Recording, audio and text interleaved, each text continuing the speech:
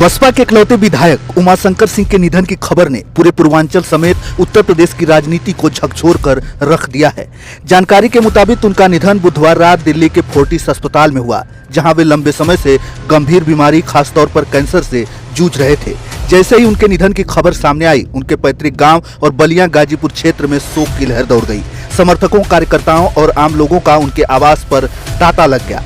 हर आंख नम नजर आई। उमाशंकर सिंह बलिया जिले के रसना विधानसभा क्षेत्र से बसपा के विधायक थे और पार्टी के एक मजबूत चेहरे के रूप में जाने जाते थे। वे लगातार 3 बार विधायक चुने गए, जो उनके जनाधार और लोकप्रियता को साफ दर्शाता है। उन्होंने अपने राजनीतिक जीवन में जमीन से जुड़े मुद्दों को प्राथमिकता दी और जनता के बीच अपनी अलग पहचान बनाई। सादगी भरा जीवन, सीधी बात और हर वर्ग के लोगों तक पहुंच, यही उनकी सबसे बड़ी ताकत रही। उनका राजनीतिक सफर भी काफी प्रेरणादायक रहा।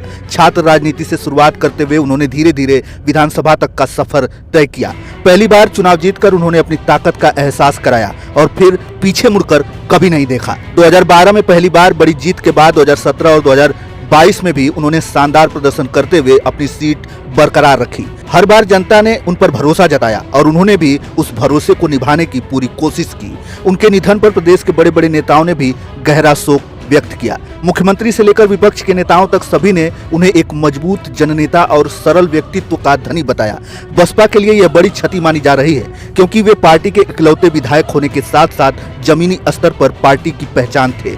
आज उनके जाने से न सिर्फ एक नेता का अंत हुआ, बल्कि एक ऐसा चेहरा खो गया जो जनता के सुख दुख में हमेशा खड़ा रहता था। उनकी कमी राजनीति और समाज दोनों को लंबे समय तक खलती रहेगी।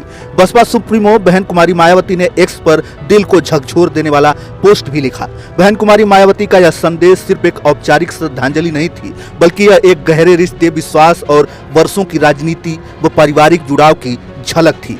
जब एक नेता अपने साथी को कर्मठ, ईमानदार और पूरी तरह से वफादार कहकर याद करता है, तो यह शब्द नहीं बल्कि उस पूरे जीवन की कहानी होते हैं जो जनता और पार्टी के लिए समर्पित रहा। उमाशंकर सिंह का जाना सिर्फ एक विधायक का जाना नहीं है, बल्कि एक ऐसे सिपाही का खो जाना है जिसने हर परिस्थिति में अपनी पार्टी के प्रति निष्ठा निभाई, जनता के बीच अपनी पहचान बनाई और अपने व्यवहार से हर दिल में जगह बनाई। मायावती जी का यह कहना है कि उनका पूरा परिवार बीएसपी परिवार जैसा है। यह बताता है कि यह रिश्ता राजनीति से नहीं आगे का था। यह भरोसे, सम्मान और अपनेपन का रिश्ता था। सबसे भावुक पल वह है जब उन्होंने बताया कि उनके पुत्र से लगातार संपर्क में रहने के दौरान ही उन्हें यह खबर मिली। यह एक ऐसे संबंध को दर्शाता है जिसमें सिर्फ राजनीति संवाद नहीं, बल्कि परिवार जैसा जुड़ाव था। यह दिखाता है कि नेता और कार्यकर्ता के बीच भी रिश्ते कितने गहरे हो सकते हैं। आज जब यह दुखद घड़ी आई है, तब मायावती जी का यह संदेश हिम्मत देने वाला भी है कि दुख कितना भी बड़ा क्यों न हो, हमें टूटना नहीं है, बल्कि मजबूत बनकर आगे बढ़ना है। यही असली श्रद्धांजलि होती है, जब हम उस व्यक्ति के दिखाए रास्ते पर चलने का संकल्प लेते हैं। ईश्वर से अब यही प्रार्थना है कि उमाशंकर सिंह की आत्मा को शांति प्रदान करे और उनके परिवार, समर्थकों व पूरे बसपा परिवार को इस अपार दुख को सहने की शक्ति दे।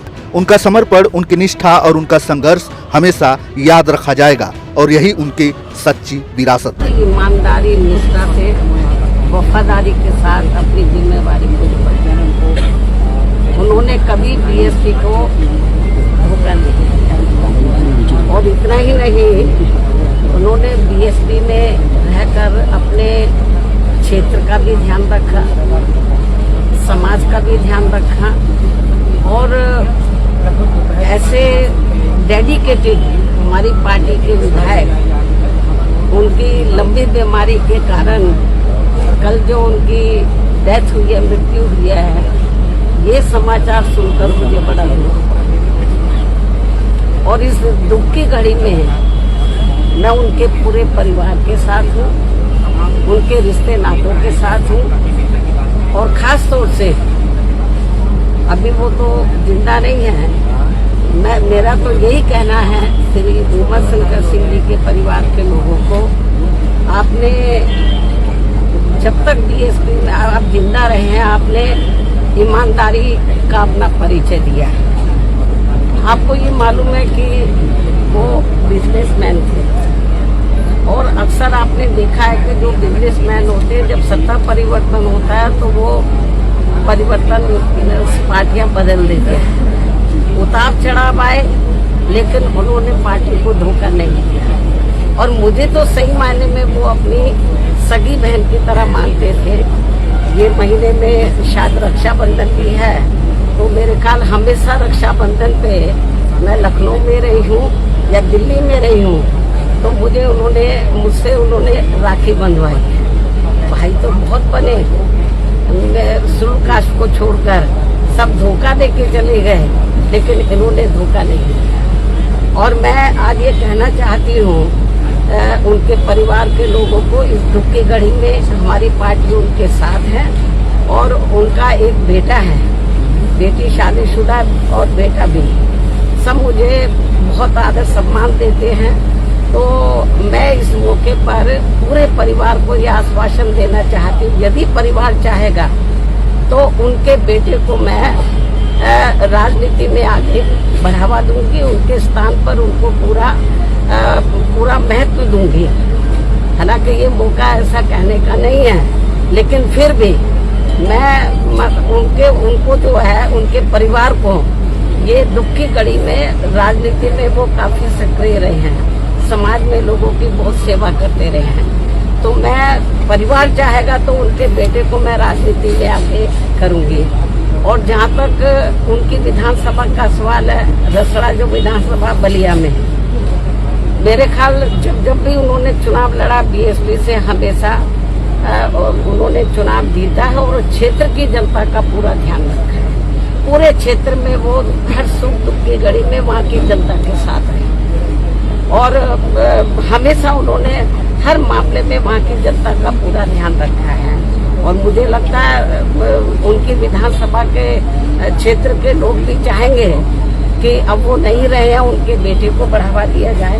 मैं पूरा, जैसा परिवार चाहेगा उसके हिसाब से मैं उनको पूरा बढ़ावा दूंगी और उनका पूरा साथ दूंगी।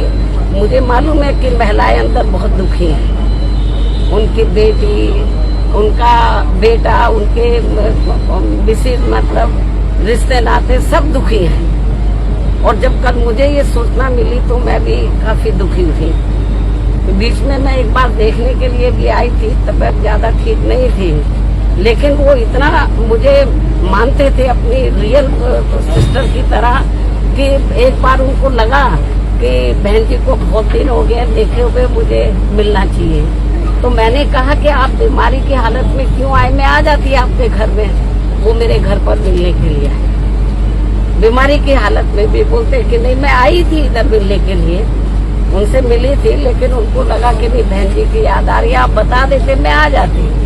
तो इसलिए मैं आपको ये बताना चाहती हूँ कि हमारी पार्टी को बड़ी क्षति हुई है, मतलब बहुत नुकसान हुआ है और क्षेत्र की जनता को भी। तो इस मौके पर हम हमारी पार्टी पूरे परिवार के साथ खड़ी है और पूरे परिवार का पूरा ध्यान रखेगी। धन्यवाद।